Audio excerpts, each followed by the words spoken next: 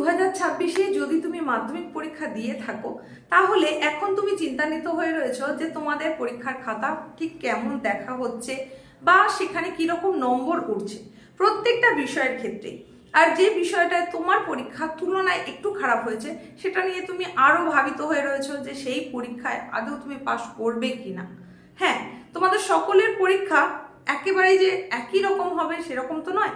কিছু কিছু জনের পরীক্ষা সমস্ত বিষয়ের ক্ষেত্রে খুবই ভালো হয়েছে, তাদের এই বিষয়টা নিয়ে হয়তো মাথা ঘামাতে হচ্ছে না যে কেমন রেজাল্ট হবে। কিন্তু যাদের একটু মাঝারি মানের পরীক্ষা হয়েছে বা যাদের পরীক্ষা একটু খারাপই হয়েছে বলা যায়, তারা বিশেষত এখন চিন্তাগ্রস্ত হয়ে পড়ছো যে কতদিনের মধ্যে রেজাল্ট আসবে, রেজাল্টটা কেমন হবে, কারণ তার নিরিখে তুমি পরবর্তীতে একাদশ শ্রেণীতে বা ক্লাস 11-এ ভর্তি হবে। তো তার উপর অনেক কিছু ডিপেন্ড করছে, তুমি আর্টস নেবে নাকি কমার্স নেবে নাকি সায়েন্স নেবে, অনেক কিছু। তার জন্যই তুমি আগ্রহ করে আজকের এই উপস্থাপনাটা দেখতে এসেছো। দেখো, তোমাদের এই যে মাধ্যমিকের পরীক্ষার 7টা বিষয়, সেক্ষেত্রে পাস মার্কটা কত? প্রত্যেকটা বিষয়ে ইন্ডিভিজুয়ালি 25 করে পেতে হবে, এটা তোমরা নিশ্চয়ই জানো। তো এই যে 25 করে নাম্বারটা পেতে হবে সেটা কিভাবে পেতে হবে? তুমি লেখা পরীক্ষা যা দিয়েছো সেটা এবং তার সঙ্গে প্রজেক্ট সব মিলিয়ে কিন্তু 25 পেতে হবে। তাহলে লেখা পরীক্ষা দিয়েছো তুমি প্রত্যেকটা বিষয়ে 90 করে, আর প্রজেক্টের নম্বর আছে 10 করে। তাহলে এই 90 আর 10 মোট 100 নম্বরের পরীক্ষা, সেখানে তোমাকে 25 পেতে হবে। প্রজেক্ট যেটা সেটা তোমাকে কোথায় জমা করতে হচ্ছে, কোথায় সাবমিট করেছো তুমি, সেটা হচ্ছে স্কুল কর্তৃপক্ষের কাছে তুমি সাবমিট করে দিয়েছো। অধিকাংশ ক্ষেত্রে যেটা দেখা গেছে যে স্কুলের তরফ থেকে কিন্তু অধিকাংশ ছাত্রছাত্রীকে এই প্রজেক্টে 10-এ 10 দেওয়া হয় বা 9 দেওয়া হয়, খুব কম করে হলেও 7-এর নিচে সাধারণত দেওয়া হয় না। এবার যারা প্রজেক্ট সাবমিট করেনি বা ভীষণ ইরেগুলার বা কোনো রকমের অসৎ উপায় অবলম্বন বা অসৎ আচরণ বা যে কোনো কারণে হতে পারে, সেগুলো খুব রেয়ার কেস। সাধারণত দেখা যায় 9 বা 10 পর্যন্ত কিন্তু এই প্রজেক্টে দেওয়া হয়ে থাকে স্টুডেন্টদেরকে। তাহলে তুমি এবার বুঝে নাও যে এই 25 নম্বরের মধ্যে তুমি 9 বা 10 যখন পেয়ে যাচ্ছ, তাহলে তোমাকে ওই 90-এর যে লেখা পরীক্ষা তুমি দিয়েছো সেখানে আর কত নম্বর পেতে হচ্ছে। তাহলে আমি যদি সেখানে 10 ধরে নিই, 15 পেতে হচ্ছে। যদি 9 হয় তাহলে সেক্ষেত্রে কিন্তু 16 পেতে হচ্ছে। তাহলে তুমি পাশ করে যাচ্ছ। এই বছরের পরীক্ষার যে কোশ্চেন এসেছে বিভিন্ন বিষয়ের ক্ষেত্রেই বলছি, অধিকাংশ বিষয়ের প্রশ্নই কিন্তু খুবই সুন্দর হয়েছে, মানে লিখে আসার মতন প্রশ্ন হয়েছে। সেই প্রশ্নে পাশ করবে না এরকম সম্ভাবনা কিন্তু একেবারে নেই বললেই চলে, খুবই কম। এইবার যারা একেবারে কিছুই লেখনি, শুধু সাদা খাতা জমা দিয়ে এসেছো, দাগ নম্বর জাস্ট উল্লেখ করেছো কি করনি, তাহলে তারা যদি আশা করো, মানে তোমাদের মধ্যে যারা কিছুই লেখনি তারা যদি আশা করো যে কিছু না লিখেও পাশ করে যাবে, তাহলে সেটা একটু মানে বাড়াবাড়ি রকমের ভাবনা চিন্তা হয়ে যাচ্ছে। যদি তুমি লিখে এসে থাকো, সমস্ত দাগ নম্বর যদি অ্যাটেন্ড করে থাকো, 90-এর কিছুরও যদি উত্তর দিয়ে থাকো, তাহলে সেক্ষেত্রে কিন্তু তোমাকে ফেল করানোটা কঠিন হয়ে দাঁড়াচ্ছে। কেন কি বললাম তোমাদের, যে একটু আগেই বলেছি 10-এর মধ্যে তুমি 10 বা 9 স্কুল থেকেই পেয়ে যাচ্ছ।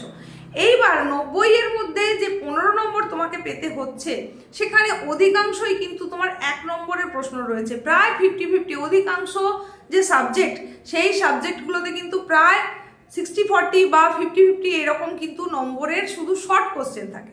তাহলে সেখান থেকেও পাশ করে যাওয়ার সম্ভাবনা অনেক বেশি। তারপরেও একটা অলিখিত ইনস্ট্রাকশন কিন্তু থাকে, যেটা হয়তো বলা ঠিক নয়, তারপরেও তোমাদের বলছি যে মোটামুটি পাস মার্কের ধারে কাছে যদি নাম্বার থেকে থাকে, তাহলে তোমাদেরকে সেই নাম্বারটা দিয়ে দেওয়া হয়, যেটাকে বলা হচ্ছে গ্রেস নম্বর। হ্যাঁ, এবার এই গ্রেস নম্বর কত দূর পর্যন্ত দেওয়া হয় এটা হচ্ছে তোমার প্রশ্ন, কারণ তোমার যেরকম পরীক্ষা হয়েছে সেই অনুযায়ী তোমরা কেউ জানাচ্ছ 2টো বিষয়ে কি 2 করে গ্রেস দেওয়া যায়, দেওয়া হয়।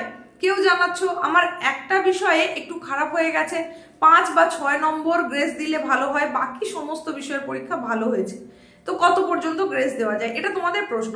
মানে মূল প্রশ্ন হচ্ছে মাধ্যমিকের পরীক্ষার ক্ষেত্রে সেখানে গ্রেস নম্বর কি দেওয়া হয় কি হয় না, প্রথম কথা। দ্বিতীয় কথা, দেওয়া হলে কত পর্যন্ত দেওয়া হয়। এখানে তোমাদের একটু বলে রাখি, এই গ্রেস নম্বরটা একটা খুব মানে কাল্পনিক বিষয়। এটা নিয়ে কিন্তু আলাদা করে যে নির্দেশিকা, আলাদা করে গাইড করা বা লেখনী কিছু এরকম থাকে না। মোটামুটি মৌখিক একটা যেটা বলা থাকে সেটা হচ্ছে পাস মার্কের কাছাকাছি যদি তোমার নম্বর যায় তাহলে তোমাকে কোনোভাবে দেওয়ার যদি উপায় থাকে নম্বরটা, তাহলে সেটা পাইয়ে দেওয়া হয়। এবার এই নম্বরটা 1 থেকে 3 পর্যন্ত সাধারণত দেওয়া হয় প্রত্যেক সাবজেক্টের ক্ষেত্রে, বলছি যে কোনো একটা সাবজেক্ট এরকম নয়, প্রত্যেকটা সাবজেক্টে। দেখো তোমার একটা বিষয়ের যে খাতা সেটা একজন নির্দিষ্ট পরীক্ষকের কাছে গেছে, অন্য একটা বিষয়ের খাতা অন্য এক পরীক্ষকের কাছে গেছে, সুতরাং এক পরীক্ষকের মানে জানা সম্ভব নয় কোনোভাবে যে অন্য আরেকটা বিষয়ের পরীক্ষায় তুমি ঠিক কত নম্বর পাচ্ছ, তাহলে একটাই গ্রেস দেওয়া হচ্ছে মানে আরেকটাই দেওয়া হবে না, এরকম তো জানা সম্ভব নয়।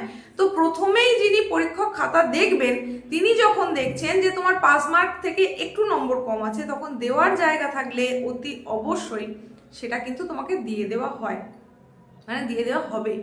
তো এই নম্বরটা কি বললাম, 1 থেকে 3-এর মধ্যে সাধারণত দেওয়া হয়। এইবার কোনো কোনো ক্ষেত্রে দেখা যাচ্ছে সেই নম্বরটা আরও বেড়ে যায়, 5 নম্বর পর্যন্ত গ্রেস দেওয়া হয়। কখন? যখন দেখা হচ্ছে যে 7টা বিষয়ের মধ্যে 6টা বিষয়তেই তুমি ভালো রেজাল্ট করেছো, ভালো মানে পাস তো করে গেছো এবং তুলনামূলকভাবে ভালোই করেছো, কোনো একটা বিষয় কোনো নির্দিষ্ট কারণে হয়তো সেটা তোমার নম্বর কম এসেছে, পাসও হচ্ছে না, তাহলে সেক্ষেত্রে কিন্তু তোমাকে 5 নম্বর পর্যন্ত গ্রেস দিয়ে দেওয়া হবে এবং তোমাকে অতি অবশ্যই পাস করিয়ে দেওয়া হবে। সুতরাং তোমরা যতজন পরীক্ষা দিয়েছো তোমাদের মধ্যে অধিকাংশ জন যে পাস করছো সেটা তো বলাই যায়। আর এর আগে তোমাদের আমি জানিয়েছিলাম যে মাধ্যমিকের খাতা দেখা তো চলছেই এবং প্রথম দফার খাতা কিন্তু অলরেডি জমা পড়ে গেছে, তারপরে আবার দ্বিতীয় দফার খাতা দেখা চলছে, সেক্ষেত্রেও কিন্তু বেশ কিছু খাতা প্রায় জমা দেওয়ার মুখে বা কেউ কেউ জমা দিয়ে ফেলেছেন, এরকমও কিন্তু চলছে। এরপরে কি হবে, এরপরে সেটাকে আরও একবার রিচেক করা হবে, তারপরে সেই সমস্ত কাজ যেগুলো মানে রেজাল্ট বেরোনোর আগে পর্যন্ত করতে হয় সেইগুলোকে করতে হবে, তারপরে রেজাল্ট প্রিন্ট হবে, তারপরে কিন্তু তোমাদের রেজাল্ট এসে যাবে। এই জায়গাতেও তোমরা প্রশ্ন করেছো যে পার্টিকুলার ঠিক কবে এই রেজাল্ট আসবে। দেখো বোর্ড সভাপতির কথা অনুসারে মানে মধ্যশিক্ষা পর্ষদ সভাপতির কথা অনুসারে 90 দিনের মধ্যে রেজাল্ট বেরিয়ে যাওয়ার কথা। এবার তোমাদের পরীক্ষা শেষ হয়েছে গত 12ই ফেব্রুয়ারি, সেই অনুযায়ী তোমাদের রেজাল্টটা আসার কথা মানে অতিরিক্ত সম্ভাবনা রয়েছে মে মাসের একদম প্রথম সপ্তাহেই, এবং সেইটা নিয়ে কিন্তু কানাঘুষো বিভিন্ন রকম ডেট চলছে, কেউ বলছে 2রা মে, কেউ বলছে 7ই মে, কেউ বলছে না এপ্রিলেই বেরিয়ে যাবে। দেখো এই সম্পর্কে খুব বেশি ওরিড না হয়ে তোমরা শুধু ভাবো যে রেজাল্ট আসবে, পরীক্ষা তোমার দেওয়ার দায়িত্বের মধ্যে ছিল, তুমি দিয়ে দিয়েছো, সেটা হয়ে গেছে, এইবার রেজাল্ট যেদিন আসবে সেটা তো অবশ্যই মধ্যশিক্ষা পর্ষদের তরফ থেকে একেবারে নোটিফিকেশন জারি করে জানিয়ে দেওয়া হবে। নোটিফিকেশন আসার সঙ্গে সঙ্গে তৎক্ষণাৎ তোমাদেরকে অতি অবশ্যই জানিয়ে দেব যে প্রেস কনফারেন্সের মাধ্যমে তোমাদের যে চূড়ান্ত ফলাফল প্রকাশ হবে সেটা কোন দিন কোন সময় তোমরা বাড়িতে বসে কোন দিন কোন সময় কিভাবে দেখতে পাবে সেটাও কিন্তু জানিয়ে দেব। তাই একটু অপেক্ষা করতে হবে, ধৈর্য ধরো, তবে রেজাল্ট যে ভালো হচ্ছে সেটা বলা যায়।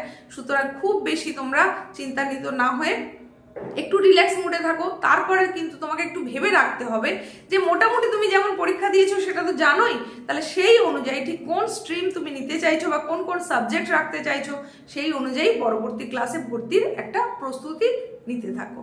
দেখা হচ্ছে এইরকমই গুরুত্বপূর্ণ উপস্থাপনার সঙ্গে পরবর্তী উপস্থাপনায়।